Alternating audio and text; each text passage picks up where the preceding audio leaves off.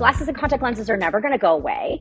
Competition for glasses and contact lenses is also never going to go away. And so we have to hold on to things that we're good at, which is also medical optometry. And it is frightening how many children I am seeing with meibomian gland dropout because they're not blinking and they're in front of the computer. And so it's like, if people think this is going to go away, I'm sorry, but I think that they're very wrong. They're either not looking for it, or they're not wanting to look for it, or they're seeing it and they're saying, I'll just let somebody else deal with it.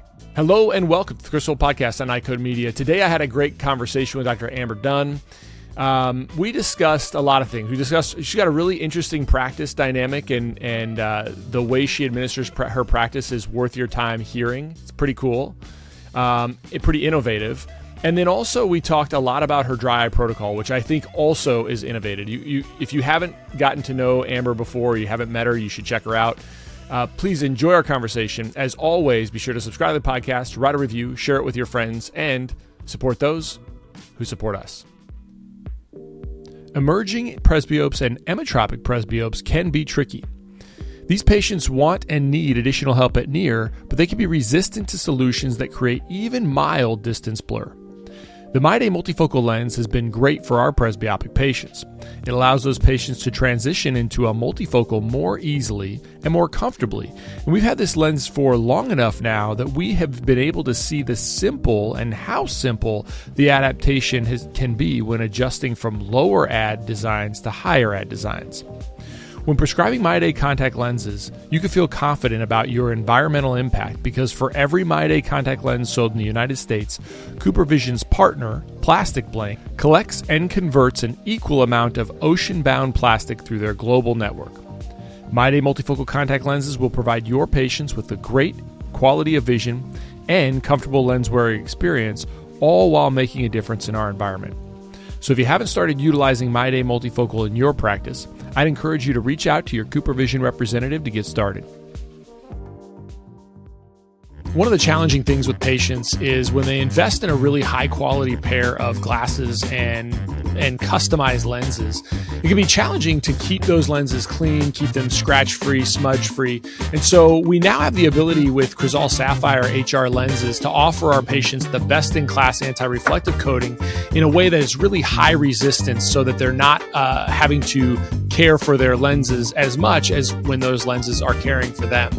So remember that you can provide patients that best in quality, best in class transparency, clarity, durability, and UV protection in a single Crizal coating. If you want to learn more about Crizal Sapphire HR, contact your Essilor account executive or visit essilorpro.com/Crizal. Tell me about this traveling back and forth. So, Ashley McFerrin does that. Mm-hmm. How come you do? Yeah. Because why would you want to live a simple life? No. So I started my practice in 2014 and my husband and I met in college and we were going to stay in Oregon. That was our path. And, life changes. And we decided that we weren't doing what we wanted to do for our family. And my husband's dad has gotten a little older. And he grew up in Phoenix, outside of Phoenix area. So this is his stomping grounds. And we just decided that it would be better for our family. So we decided, even though our baby, my practice, was in Oregon, that it was better for our family to move. So Wow. we had to put a lot of pieces together. We had to work with a lot of people to make it work. But we bought a house, on purpose, but we bought a house where my kids have 8 of their cousins within walking distance. And, for you as having somebody that has a lot of kids, you know how important family is. And, Yep. It does make it easier because I am able to leave and my kids have so much family here that they don't realize I'm gone, So you go and travel back to Oregon. How often to see patients? Like you've got associates now, so. I do. I have a full-time associate, which is awesome. She's a rock star. And then I have a part-time associate as well. And I travel approximately every other week. Starting in 2024, it'll be closer to like 40% of the working days instead of 50% right now. And then the goal by 2025 will be to go every 4 to 6 weeks and be there for a week. So At And is that that point, I just to will. run the practice, or is it actually seeing patient care, like involved in patient care? Both. So I primarily, when I'm there, I am like booked with patients. So that's the goal is we're working to narrow down the set of patients that I need to have. Like, we're trying not to put new patients on my schedule unless my associates are full. And we're trying to make it so that way I can really be digging in and diving into the dry eye program that I'm trying to put together in my clinic. And then, there's a handful of comprehensive patients that have been seeing me since I opened. So, of course, I'm going to see them for their annual exam. So that's part of the reason for the taper as well. And then it's nice because when I'm in Arizona, I'm able to be a mom, I'm able to be a wife, I'm able to be a business owner. So I've been able to grow the business on the back end because I have admin days and I have admin time that's built in because I'm in another state. So I can't, really be seeing those patients. Yeah, it's interesting. Is there a direct flight from PDX to Sky Harbor? Yeah, there's actually a lot. There's a lot of options, and it's a direct flight. It's about 2 hours and 5 minutes from Phoenix to Portland, and then it's about 2.5 hours from Portland to Phoenix. So I think there's a couple things that are interesting to me in that is how did you get your patients comfortable? Because obviously, like you mentioned, I need to get some of these patients, obviously a ton of patients that already want to see your associates. But the ones who still want to see you, what are the kind of things you're doing to get them to be comfortable not having to wait and be on your schedule so that your schedule's so full so that you can get to the point where it's every 6 to 8 weeks where you're actually physically coming back to the practice? What are you using for that? Yeah, that's a great question. So it's helpful that both of my associates were students of mine at Pacific, and then one of them was also an extern at my office. So they, I trained them. I mean, obviously, I can't take credit for everything, but it helps when I'm able to tell them that. Like, I trained this associate, and also my full-time associate has been with me almost 3 years now, so she's well known throughout the practice, which is great. And I tell my patients all the time, we all work synergistically together. We share notes. We all have like-mindedness, and so you might not see me if there's an emergency or you have surgery and there's a post-operative appointment. But if we plan on, scheduling you out for X appointment, you're gonna be seeing me. And so I think that just talking to them, and also I share my story. Like, my patients will come in and be like, "How's Arizona? How's this crazy life you're living?" And I think being so open with that and being like, you know what? Nobody lives a traditional life anymore. So, why is mine so different? It's just a different type of different. And I think sharing that with them and letting them know I'm following my dreams of being the best mom I can be, as well as the best, I think that truly over this last year, I have found that I have become a better person. I'm happier, I'm healthier, and so I can pour from a more full cup into my patients and into my family. So, Why do you think that's the case? Why do you think you're happier and healthier? It's such a good question. I don't know exactly. Maybe because I've been able to spend more time on myself. You always say you can't pour from an empty cup. And it's like, I have time when I'm in Oregon and I'm not, directly putting my kids to bed. Instead, I'm, video chatting them to bed. But then I have time to, I've been reading my Bible a lot more. I've been doing personal development a lot more. I've been able to work out more. And so doing that when I'm in Oregon has allowed me to figure it out in my schedule when I'm with my family. So I'm feeling healthier. Plus, watching my children be so happy. I mean, we went to my nephew's baseball game on Wednesday, and I think there was 10 cousins, maybe 12 cousins, all at the game. We got a picture of all the kids together. So that kind of stuff has just built life into me. I also have an amazing staff. My two managers are like two of my closest friends as well. And knowing that they're protecting and growing my practice while I'm here has been very helpful as well. So it's really hard to put words into, but I know for a fact that I'm a healthier and happier person, and so is my husband and my kids, than I was a year ago. I mean, I think I can completely relate to, in the sense of understanding that having your kids have a support system around them is super helpful, which actually means you've got a support system around you. And I don't know that I mentioned this on the podcast before, but we've never done what you're talking about, but we are where all of our family is. I mean, this is where our people are. And I would never have the idea of how hard it would be to be in your place in Oregon, right? Like what you had to live with in Oregon. Not like Oregon's horrible. It's not. I'm just saying like being away from that support structure or not having one really does make things a lot more challenging. And the only time I could get there was about a year ago. A major, like a really big company, had a headhunter reach out to me. They were looking to fill a spot on their, like they needed a director of government relations and professional relations, which, like, based on my background, there was probably nobody better. And I'm not saying that arrogantly. It's just like, I that's what I do, right? It's the stuff I do. And so I was like, wow. So I sort of kind of explored it in a sense of like, this would be interesting. I wonder I've never thought of myself as being a corporate guy at all. And so it was like a 90% no immediately, but just to kind of see how it all played out and see what that would be like, it became a very, very hard no, very, very fast. And there's a number of reasons for it, but the main reason was like, I know Omaha. My wife knows Omaha.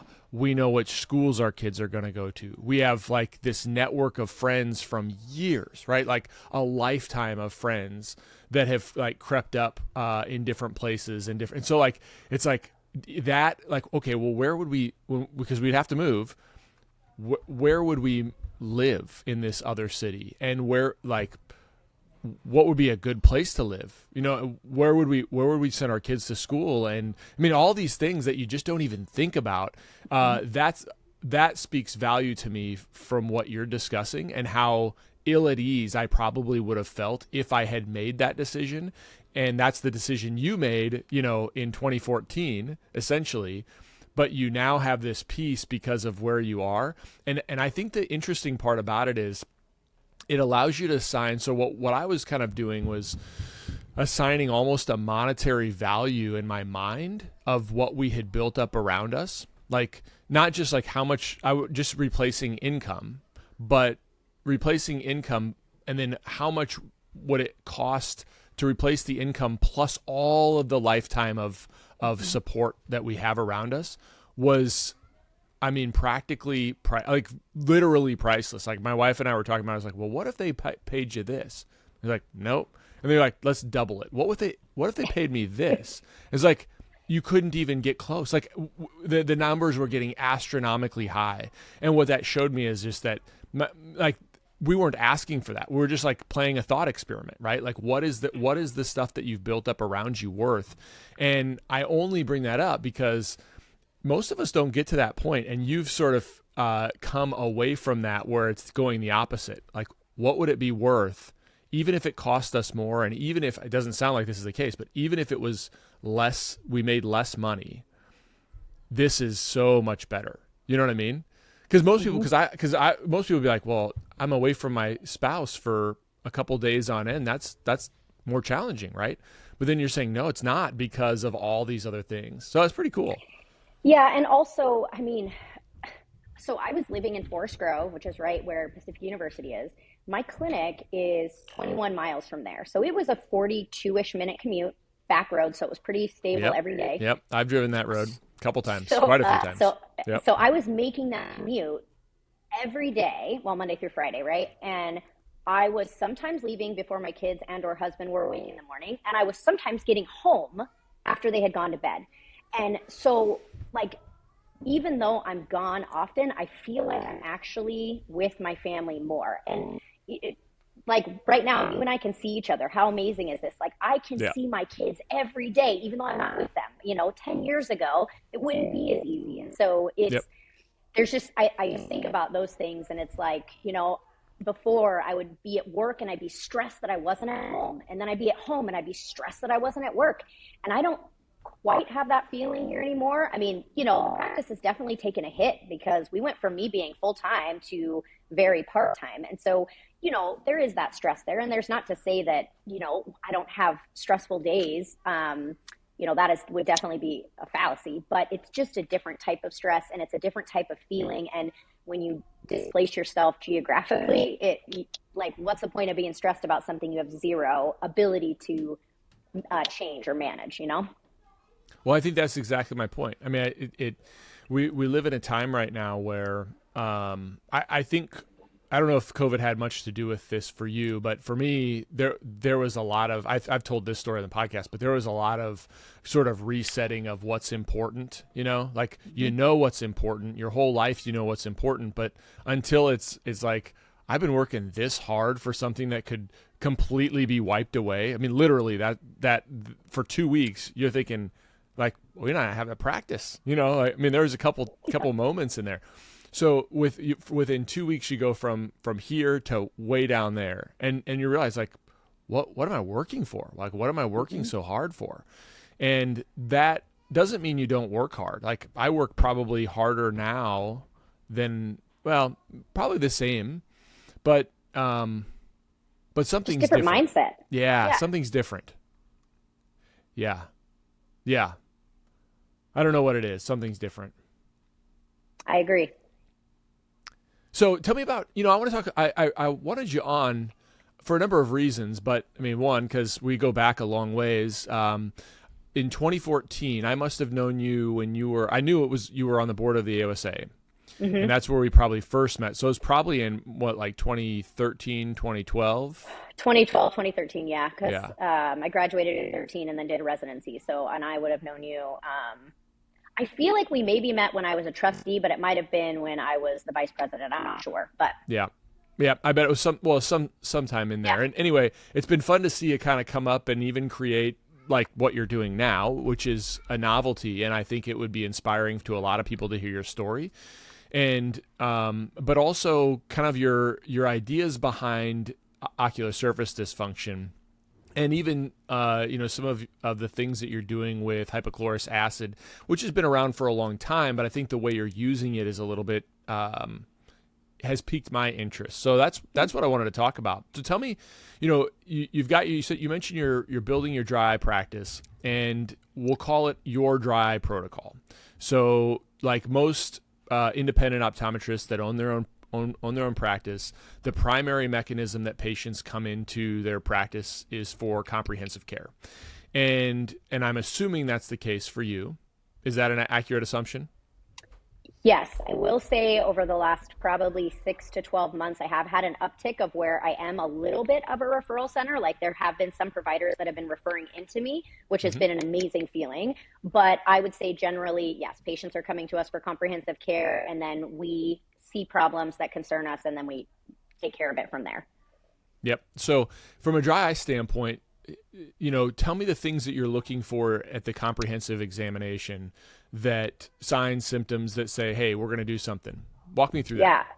Yeah. So at our clinic, which, there's pros and cons to it, but we don't have technicians that work up our patients. So we work up our own patients. And I love it because right from doing autorefraction, I can see immediately if the patient's Myers, like how many times they're blinking, if they can hold their eye open when I'm doing their OCT. I mean, I'm getting information without them telling me anything from the very beginning. So I'm looking at stuff like that. I am assessing how they're doing when I'm taking their VAs. If they're having to blink a lot, or I ask them, if they don't read the line very quickly, ask them, if you blink a couple times, does that make it look better or does it make it look worse? So I'm tuning into that stuff, and I've actually trained both my associates to also ask those questions. They don't treat any of it really. They send it all to me, but I've trained them to look for it. So it's starting there. I'm watching them. Are they blinking really hard? Are they blinking at all? Like, I can't tell you how often, if I'm doing pupils or if I'm doing EOMs, I'm like, go ahead and blink. Like, how often I have to tell patients to blink. And then when I've got them behind the microscope, I'm immediately looking at their lid margin and their eyelashes, because, I don't know what the statistic is, and you might know what it is, how many patients have, meibomian gland dysfunction 70%. That have dry eye. 70%. Okay, 70%. Well, I'm going to go with 100. Yeah, I'd agree with you. I treat the lids on every single patient that I have. Well, I tell them that I'm going to treat their lids. They may not always do that, but I am treating the lids 100% of the time, and they're my meibomian glands. And so I'm looking at that lid margin. I'm looking how rough it is. Does it have a biofilm buildup? It's keratinized. I'm looking at the tear film. I'm, looking at their blink rate. And I'm just doing that as I'm doing their normal slit lamp. I'm not at a point right now where I'm doing screening meibography, but I am looking at the glands when I'm averting the lids. Now, why haven't you made that decision for screening meibography? because I haven't quite figured out how to work it into my routine yet. So I have a My Box, I think it's called, which is a great little unit that I pop onto my slit lamp. It's just, I have to rotate my computer. It's a little bit, it's not even cumbersome, but it's just, I haven't figured out a flow for it yet. So I'm not at that point yet. But you know, when we get to this, I do a comprehensive workup on patients and I include that in the workup. I haven't quite figured out how to do a full screening mybography yet, just within my flow. But I would like to get there because I feel like showing patients what their meibomian glands look like is the most powerful visual tool that I have to get patients to have buy-in to start therapy or continue therapy, you know, as we're looking at it, if we've seen some change over time. But those are really the big things that I'm looking for when I am assessing if a patient has dry eye. And actually in my clinic, I call it ocular surface instability, because I really do feel like we've got a system that is not stable and we need to try to rebalance and gain homeostasis. And so that's kind of how I talk to patients about it, because you know how confused patients get when you say it's dry eye and they're like, no, it's not. My eyes cry. My eyes don't feel dry. So, yeah. And so I just tell them it's unstable, it's inflamed, and we need to work on getting that inflammation down. And those types of words really resonate with patients and they understand a little more. And then I can help use what I'm seeing or what I'm saying to help align with their symptoms or the lack thereof their symptoms. I can talk to them about that. So at their comprehensive exam, I do play the insurance game appropriately, and I take care of their comprehensive exam, and then I let them know that, you know, I'm seeing something that is concerning, and I would like to have them come back and do this thorough workup on them. And that's when we do you do have nothing that at the you don't do any treatments at the comprehensive exam? So generally speaking, I will start the patient on a hypochlorous solution. And I call it solution because acid sounds really terrifying. Yeah, no, I like that. I like that better. I'm using the hand prep on my hands, which is a form of the hypochlorous that I use. It's a hand sanitizer cleanser, and I'm using that all throughout the exam. And then I'm showing the patient the lid prep, and I actually, you know, if I have my glasses on, I pull them off and I just spray, and I'm talking to them as I'm spraying it. And I'm saying, you see, some of that went in my mouth, and it's safe. And, you know, and then that's kind of how I start that. And I say, this is how we can be proactive, and you can start to feel better, and we can start to see changes before I have you come back for your thorough workup that we're going to do. Now, do you start them on the spray, or do you start them on the drop? Generally, I start them on the spray because it's super effective and easy. I mean, easy button, you know, obviously it's going to be more effective if it's over or like on a clean face, not with makeup on, but it's still going to give you some effect when you have makeup on. So I get them started on the spray. Now, there are certain cases, if I'm seeing a patient, that I will start them on the drops, but I feel like the easier you can give a patient like the easy button, which a spray is way easier in most cases than an eye drop, that you're going to get that buy-in. Now, are you having them, because I think the biggest challenge that I always see is you don't want to, it's hard to backtrack away from what the bottle says, right? So it says, don't put directly in your eyes. And I always tell patients that as well. It's like, yeah, it's going to say that, but it's for your lids. Some of it's going to get in your eyes. It's just, and so are you having them close their eyes? Are you having them open their eyes with the spray? So if I'm treating ocular surface instability, I am having them, I'm like, you can either blink or you can just have your eyes closed when they're spraying it. And I tell them the mist is so fine that some of it's going to get in there anyway. And then as they're blinking, it's going to pull onto their lid margin. And the idea that we think it's then getting into the eye. In some cases, like before we had the eyedropper form, I would have patients pull down their lid and spray right in there. But that's kind of uncomfortable. I mean, it doesn't hurt, but it's a weird feeling to like spray something directly into your eye. So I do say, you know, it's totally fine if your eyes are closed. And that's also really nice because then you can use it on kids and they don't have as much pushback. And at the at the exchange, so back in April, you had presented some cases, well, not some cases, some data that you have been working on related to osmolarity. Can you share that? Yeah. So I did 2 studies in my office. I did one pilot study, which was the spray twice a day versus the and control. What's the concentration? So we've left the brands out, but what's the concentration of the solution, the hypochlorous solution that you're using? 50 parts per million, I think. I think it's 50 parts per million. Okay. I actually have some around here somewhere. I should have grabbed it. Anyway, so I had them do that twice a day, and then there was a control group which was using preservative-free artificial tears twice a day. And I was staining the patients, I was having them do a speed questionnaire, and I was having them do osmolarity. And the biggest thing that we got out of that study was that their symptom scores were statistically significantly less in 1 week. Which symptom scores did you use? The speed score. I did the speed test. And what was interesting is that the patients that were using artificial tears, their scores actually went up at week 1. Ultimately, their scores did go down, but still not as they didn't even hit the baseline that they started at. And then, so what was statistically significant? Sorry, what was the? Do you know like the speed number that it was before and after on average? It's okay. Sorry, but... I should have known that you were going to ask me questions like this. Sorry, I have the graph. I can see the graph in my head, but I can't remember what the numbers were. Yeah, it's okay. So got that going for me. Sorry. Okay. I'm not trying. I wasn't trying to get you. I was just trying to in my mind. I think about speed, and that's what I use. And so I like to think about, if I can drop a patient 50%, that's huge. If I can drop them, even if it's right away, if I can make them feel better, and it's only 25 to 30%, they'll come back and they'll say, yeah, I do feel better. And I'll ask them, okay, because usually I'm not doing a speed on the comprehensive exam, but I'll start my interventions, and then I'll ask them how they feel coming back. And I'll say, they say, yeah, I think it's a little bit better. And I'll ask them, do you feel like it's 10% better, 50% better, 90% better? And then they're kind of like, if it's like 30 to 40%, I'm like, all right, it's pretty good. So that's all. And then, so I'm not using a speed at the comprehensive exam. It would be at that first ocular surface evaluation. Yeah. But, yeah. So in my mind though, I'm always hitting like, if I can get 30%, it's pretty good so anyway, that's all I'm asking. Yeah. So I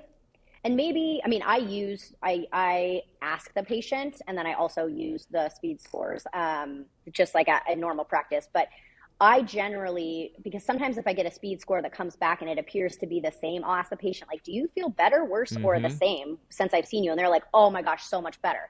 So sometimes what they write down doesn't quite, reflect their actual symptoms or how they're feeling. And that's the study aside. That's just like in my general practice. But yeah.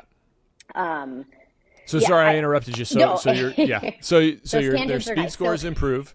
Yeah. So we had, and the osmolarity also improved. Now, again, because I don't remember the exact numbers, but we had osmolarity improvement. That was over the 6-week period, which is important. I will say there were a handful of patients that did not have abnormal osmolarity scores to begin with. So because it was either they had to have a speed score, again, I can't even remember what the criteria was, but they had to have a certain number on their speed score or abnormal osmolarity. And so we did notice an improvement, which was great. And the second study that we did was bigger. It was across 11 states. And other doctors were helping. And this was using the drops to try to see if putting the drop on the eye would provide symptom relief similar to what the spray would do. This we were comparing. Some doctors were doing twice a day. Some doctors were doing 4 times a day. And there were a few doctors that tested osmolarity, but unfortunately we didn't have enough doctors with patients that did osmolarity to give us any sort of information. But what we did find is that same thing, symptoms relief was hitting right at that 1-week mark. Patients were already feeling better, and we were getting approximately equal symptom relief 2 times a day as we were 4 times a day. So like I had said before, if we can hit that easy button and have patients doing things less throughout the day, it's you're going to have better compliance and patients are going to be happier. So 2 times a day with the drops, we were getting just as much symptom relief as 4 times a day. That's interesting. Yeah. What do you think the mechanism of that? And then clearly it's not about providing more volume or likely more volume. It's got to be something with inflammation and antimicrobial properties. Yeah. So I mean, I know on like a cellular level that HOCl works by rushing the cell wall with oxygen, causing, those invader cells to explode and causing our cells to work at a higher level. So I like to use my Tom McCall type of voice, and I say it heals and it keels. So we get that's, I kind of decided that was my. Is that what he says? That does sound like something he would say. I came up with that. I'm just using. That does sound like something he would say. So I'm hoping I'm hoping more people use that. But yeah, so because it really is, it's healing your tissue, and then it's also killing the bad stuff without eradicating everything. And so what my hypothesis is, and tell me what you think, is that it's reducing the biofilm that's building up on the eyelid margin. And so that's allowing those meibomian glands to be able to express easier. It's allowing less friction on the eyelid to the eyeball, which is then creating less inflammation and irritation. That's my hypothesis. But I don't know that we know. Do you have any? Yeah, I mean, I'm big on biofilms. Like, I think biofilms are a big player in this, and so if it's the case that it's reducing biofilms, I mean, that would be the next study that would be interesting, right? Is like, doing the exact same thing and having a scraping or a debridement, at certain intervals. But yeah, I mean, it makes as much sense to me as other mechanisms. I think if it's the case, you said that it makes our cells work better, that could do it. I think that could help it as well, right? But but yeah, I think biofilms are kind of the culprit. I think for a lot of stuff. Do you debride lids at your office? I do. Yeah, but I do it. I don't do it at the comprehensive exam, but I do it. I'm not sure how often you should do it. I usually will do it before treatments, and then or if I see so like before IPL, LipiFlow, tear care, we'll do it before all of those, and then if I see obvious biofilms, then I'll do it. But I don't do it routinely on every patient. What about you? I also don't do it routinely on comprehensive patients. However, if I see something that is really bad, I will take a picture of it, and then I will debride the lid margin, and then I will take another picture, and then I'll show the patients. And that's something I feel like pictures are so valuable. And I can't charge for that necessarily, but I show them because I want them to have buy-in and see what I'm seeing and what I'm looking at. And I do debride at almost every ANT-SAG evaluation that I do with patients, because that to me is letting me know how much biofilm is there, like how much am I getting when I'm scraping. And I'm not aggressive. It's very, very light because I don't want to cause damage. But it does help me. And I will debride first, and then I will press on the lid margins to see, what kind of, if I'm getting any oil out, how much am I getting out, how much meibum am I getting out. And I do have a handful of patients that actually I have debriding their own lids at home. There's a company out there that makes a really nice, it looks like a little toothbrush, and it's great. And I have had patients just rave about how much better their eyes feel just by maintaining that when they're at home. Yeah. I mean, that's why we made the Peak Wava is that people can do something like that at home, and also like help women really like. I had a patient the other day who, she lives in my neighborhood, and I've known her since she was a kid. She's like in her mid-20s. And before she didn't know that I had done that we developed that company. And she said, but she was complaining to me. She was like, can you talk to me? It was like her first exam in the last 4 years, and she's a little hyperope and a little hyperopic, and nothing significant, but it was causing her symptoms at the computer.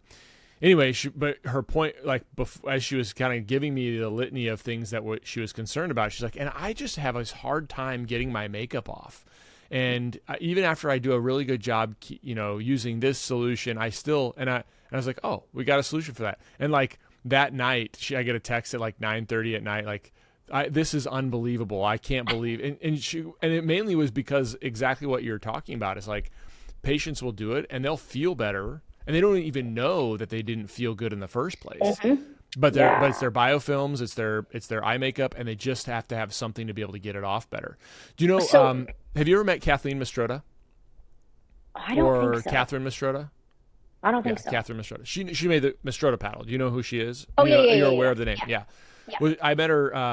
I did a poster with her at Academy this year, and I got to meet her at Academy. So I was totally geeking out. But she made a little, like, she's got a little widget that's a little silicone widget that sounds exactly like what you're talking about, and so it was cool to see that. And I said, what? I said, you got that too? So I was showing her the Wava, and she's like, wow, that's awesome. I need to have one of those. And so it was pretty cool to geek out with her about my Bowman glands. And that's awesome. Anyway, and debriding, right? So that was a big deal for her too. It's debriding. Yeah. So, question then on the Wava, because we just got it we have it in our office, because I'm planning on. Cool, thanks. I'm going to be using it for patients to be able to have at home. Mm-hmm. But right now I just do lid debridement, which I still think, because that's not necessarily getting on the eyelid margin, but I have been contemplating actually doing, because I bought a unit for the office, doing a Wava treatment in the office. Lots of people are doing that. Doing my light therapy or tear care. So, okay, well, that's great. Yep. Yeah, lots of people are doing it. So the whole idea was to have something in office or at home that the patients could do. We knew it wasn't probably going to be as aggressive as like some of the other tools that we would have, like a golf club spud or a Chimera spatula, or even like a Blefx, right? But what we're finding is that like people are using it and they're having good results doing it that way. I have not used it in office. I still use, if I'm going to debride, I use my surgical tools. But yeah, I mean, especially if you were going to have, like, before IPL and you wanted to offload a lot of that stuff to your staff, and you didn't want to have them, have to mess with the eyelid and the kind of potential issues if they're not, good about being around there. So yeah, people are using it for that, for sure. Cool.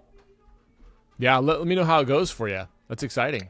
I will, for sure. I just we got our package, so I ordered at the exchange in April, and then it just took a while to get it, and then with my schedule, I'm not there all the time, so you're in popular demand. It's awesome. Yeah, no, it that's absolutely right.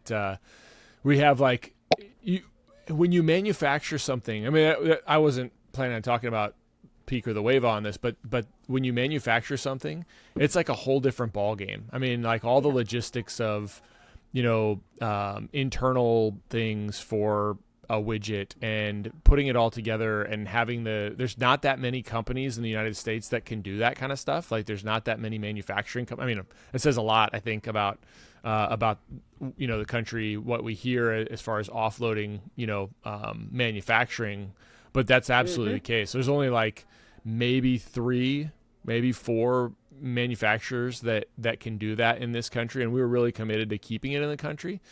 And one of them that we started working with during the pandemic, just because they were in California, and they had some sort of regulation where no matter how many square foot you had in California in your building, you could only have like a certain number of people.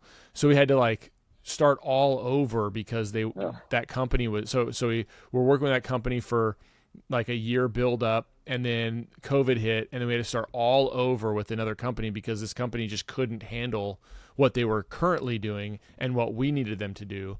And so anyway, it was just like totally eye-opening. So anyway, that's a whole other aside. I want to get back to your story. So debridement, now you've got people doing some debridement at home. So they come back for their ocular. So you start them BID dosing of spray or drops. And then they come back for their ocular surface evaluation. How long are you letting them go before you reassess? Are you doing a week? Or are you doing 6 weeks? So I usually try to get them in for their initial assessment as soon as it works out in their schedule and mine. I book them for 45 minutes and I'm probably talking for 20 to 25 minutes of that time. And it doesn't always take the full 45, but I like to create a long appointment so I can get through everything I have, because a lot of times patients have tons of questions. So I create a personalized report for them. I take images of their lid margins, of their lashes, of their meibomian glands. If they have any staining, I take pictures of that. Line of marks, I take pictures of that if they have it. And then I put it together in a document for them, and it shows this is what your images look like, and then this is what normal should look like. So even if you don't know what you're looking at, if you see normal in yours and they don't look the same, it's a lot easier to understand what's going on. And then I also provide them with a table that has a bunch of norms of things that I'm measuring. Are their eyelids sealed all the way? What's their tear breakup time? I call it tear evaporation. Putting it in simple terms, a lot of that information, their osmolarity. And then I provide them with this. And then I also print them. Those I send by email. I show it to them and send it by email. And then I print them their treatment plan, which we also email. And on the treatment plan, it does say with the spray, like typed out, it's okay to go in your eyes or spray on your eyelids. And I always tell the patients too, because I think you had asked that question earlier and I don't think I addressed it. I tell them, I know this is what it says, but listen to what I say. Don't worry about what the bottle says. Like, this is what I'm telling you to do with it. But at their evaluation, they actually get that written out as well. Once I start them on a treatment plan, unless I feel like they would benefit from photobiomodulation or something like an evacuation, either by using tear care or manually expressing after just a warm compress if they need to come in for that. If they don't need one of those things right away, I go 6 weeks. 6 weeks is my standard time period to see them back. And, if they don't need an in-office therapy at that point. Yeah. Yeah. I mean, and then, so if I try to get through the whole practice or the whole life cycle of a patient with ocular surface dysfunction in your practice, or ocular surface disease, or however you want to talk about it. I know yours was ocular surface instability. So they come back for their 6 week, they either need another treatment or they had another treatment or didn't. Then at that 6 week mark, what's the normal flow for that patient? So it obviously depends per patient. If I have a patient that I'm feeling like is pretty stable, we've got them on treatment and they're either still getting better or they're at a place where they're leveled off and we're not seeing a decline in either their symptoms or their signs, we're seeing them every 6 months. So either myself or an associate is seeing them for their comprehensive exam, and then I am doing a check-in at 6 months. That is if the patients are doing really good. If the patients are like, we're still manipulating their therapies, it might be every 6 weeks that I'm seeing them. Generally, unless it's really bad, I'm not seeing them sooner than that. Sometimes if I put them on a steroid or if I've got them on some other types of treatments, it'll be, anywhere between a week to 4 weeks. But 6 week intervals until we've got ourselves at a good place. Then maybe we bump it to 3 months. And then hopefully we get to that point, as quickly as possible where the patient's coming in, every 6 months. Because, as much as I want to make sure I'm taking care of them, I don't want them to feel overloaded. Like, hey, I've only gone to the doctor every, couple of years in the past, and now you're wanting me to come 10 times in 1 year. Like, this is excessive. I certainly don't want them to feel that. But, I think with the images that I show them and the data that I show them, and they get excited when their osmolarity goes down or when they're feeling better, I think that's the nice buy-in that the patients get and want to then come back. I think when I've said this comment a number of times, and what I like going through in these protocols that people develop is because it articulates the idea that there is a whole bunch of ways that you can manage ocular surface disease really well, but almost everybody that does it really well has their own slight variation. But what is not varied is exactly what you just said there. Is they start with a patient where they'll get them, they'll see them relatively frequently early on so that they can assess their treatments and fix the problem or get the problem managed. But the really successful ones never let them go longer than 6 months. And so they sort of build that into the practice. Like with the idea that yes, it's a chronic disease. Yes, it's going to need frequent check-ins. Yes, there are going to be points in time where that patient comes back at the comprehensive exam and things have destabilized. Maybe they need another IPL, maybe they need another LipiFlow, or they're doing great, and then they come back 6 months later and maybe they need something else, or they're doing fine, right? And so what I love to get to is those patients where it's like, yeah, we're doing good. All I'm doing is checking in and we're saying hey, and we're talking about the kids, or in your case, Arizona, and they're just, it's like, yeah, everything's good, doing well. And I think when you do it like that, and you get used to that, I think there's this, and initially there's this sense among optometrists that, well, if I tell them everything's fine, what value did I provide? And it's like, no, patients never feel like, well, that's it. I mean, those visits might be, in my practice, they might be 10 to 15 minutes. They might only spend 5 to 10 minutes with me on those visits, but they never feel gypped. Like, they never feel like they didn't get some value out of it. I agree. And especially because if you're building that relationship, and I tell the patients, like, oh my gosh, like, guess what? I don't have to see you for another 6 months. Like, we joke that we need to have like a frequent rewards or like a frequent flyer number or something when patients have to come in all the time. But it's so exciting for me to be like, I have loved seeing you this often, but now we get to go an extended period of time. Or if I see them after an extended period of time, be like, we went too long this time and I need to see you a little sooner. Like, I think having those that communication is so important, because you listen to what they have to say, and even if out of the 10 minutes that you're with the patient, they're talking for 8 minutes, they still feel valued because you assess things and they felt heard, because you're their doctor, you're kind of their friend. And that's also what I love about our profession, is that we can build these relationships and we don't have to spend crazy amounts of time with them for them to feel valued and to feel heard and well taken care of. As you know, patients with vitreous floaters are often frustrated by their symptoms. The challenge as clinicians is to offer solutions for our patients for vitreous floaters that are effective. But more often than not, the options of YAG vitreolysis and vitrectomy are not practical because the benefits don't outweigh the risks. That's where Vitreous Health from MacuHealth comes into play. Previously on the podcast, I've discussed the FLIES study with Dr. John Nolan, and the bottom line is that I can be confident prescribing this for my patients with floaters because I can tell them a large randomized placebo-controlled trial found that after 6 months of supplementation with Vitreous Health, floaters were reduced in size by approximately 30%, and 70% of patients had an improvement in their symptoms. Vitreous Health has been great for my patients, and we really feel like we have a viable option to treat patients with vitreous floaters now that we didn't have before. If you're not utilizing Vitreous Health for your patients, reach out to your MacuHealth representative now.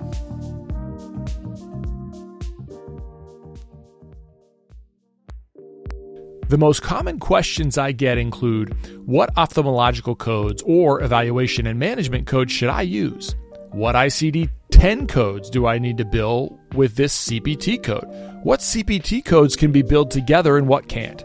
And my favorite, how do I manage a patient who has diabetes who comes in for a quote-unquote routine eye exam? These questions really highlight the confusion and uncertainty that serves as a daunting hurdle for providers, makes it more challenging for them to care for their patients and provide those patients with the best opportunity for a lifetime of ocular health and clear vision. That's why we built iCode Education for this specific purpose. Our mission is to provide optometrists with resources to help you understand disease states, revenue cycles, and billing and coding so that you can put that on autopilot and truly care for your patients. Check out iCodeEducation.com. That's EYECODE education.com. We've developed a premier billing and coding bundle that includes all of our billing and coding resources in one place.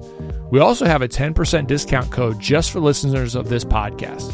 Enter the coupon code EYECODEMEDIA22 at checkout. We'd love to work with you. Check out iCodeEducation.com. Yeah. So last question I want to ask you, because I think this comes up often, is when you don't have to do anything else, is it worth your time? like is the financial aspects of managing ocular surface. So I know you love doing it, and I know that the primary reason you're doing it is because it's taking care of patients. But financially, is it worth it? So do you mean on the patient's end, or do you mean No, I mean on your end, like for your practice. Is this a practice builder? well, yes. I mean, are you saying like once the patients are like I've done everything that I can do, or are you just saying in No, I'm general? asking. So here's the question I'm asking is, you and I are both on email groups, and there's this idea occasionally that that is pervasive, that occurs, where people will say, well, it's not worth my time to manage the disease, right? It's not like I'll have somebody else do it, or they'll do it, but they'll do it begrudgingly. You maybe you don't know how I feel, but I think when you actually run the numbers, it is every bit as profitable, if not more profitable, than what most of us do in terms of comprehensive care. What I'm asking is, like, how do you know? Maybe you answered it. You said yes, it's worth it to your practice. But how do you know it's worth it to your practice? Like financially, how do you run those numbers to understand Yeah. that it is? So we do. So in my office, I'm very transparent with my staff. I have small staff. I have two associate doctors and two staff or four staff members at this time, and I run the numbers for them every month, and they get to see like this is our bottom line, and then what is our goal going to be this month for deposits? What's our goal going to be for sales? And then we also show them, hey, last month and last year at this month, this was our percentage of optical sales. This was our percentage of medical office visits. And me as a practitioner, I'm at like 80-ish% medical visits. So that is extremely profitable for my practice because I'm not doing very much in glasses and contact lens sales relative to what I'm doing. I mean, I am medically managing these patients a lot. And my associate who is doing binocular vision, traumatic brain injury, VT, she is also becoming, as she's developing her program, she's becoming more medically based as well. Mm-hmm. And I think it's the direction that we need to go. Glasses and contact lenses are never going to go away. Competition for glasses and contact lenses is also never going to go away. And so we have to hold on to things that we're good at, which is also medical optometry. And it is frightening how many children I am seeing with meibomian gland dropout because Mm-hmm. they're not blinking and they're in front of the computer. And so it's like, if people think this is going to go away, I'm sorry, but I think that they're very wrong. They're either not looking for it, or they're not wanting to look for it, or they're seeing it and they're saying, oh, I'll just let somebody else deal with it. Because, if we open our eyes, I mean, I could treat 100% of the patients that walk in my door.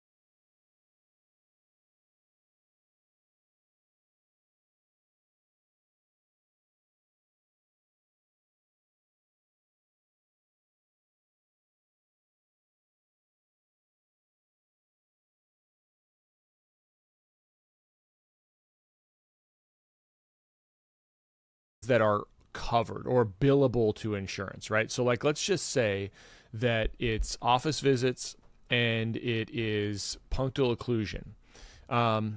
If like let's say you are already seeing maybe 3 comprehensive exams an hour, you could probably, most people with the infrastructure they have could have a tech administer a questionnaire, even forget about like other imaging that you're talking about. Administer a questionnaire. The doctor could come in, put they could take VAs, pressures. Doctor can come in and have staining and do nothing but that, and spend 5 to 10 minutes with a patient and just listening to them. And by doing that, like and prescribe a medication or don't, use a punctal occlusion or don't. But the preponderance of those times, if you took, let's say, a 15-minute slot, the revenue that you could generate from that slot by doing those things would be at least the average of an independent practice generating revenue.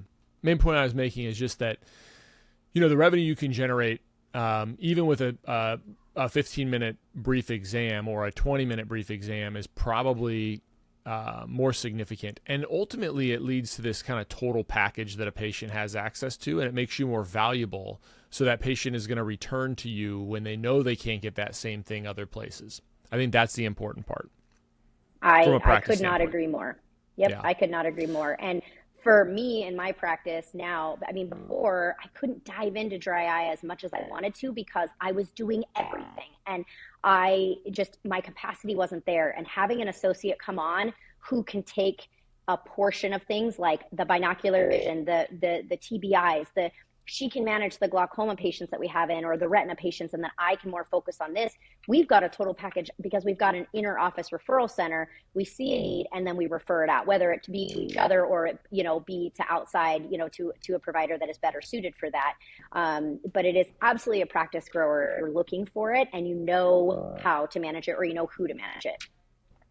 Well, yeah, and I think to summarize on that point, people are wondering if they can afford an associate in a lot of cases. Like, yeah, if you delve into these things, that's how you afford associates, and that's how you can bring them on and give them a place. Mm-hmm. So, listen, Amber, thanks for doing this. I really appreciate it. This was a lot of fun. Thank you. I was so thrilled to be here. This is my first podcast, so I was very honored to be asked, and it was great to be able to catch up with you, and I look forward to seeing you in person sometime soon.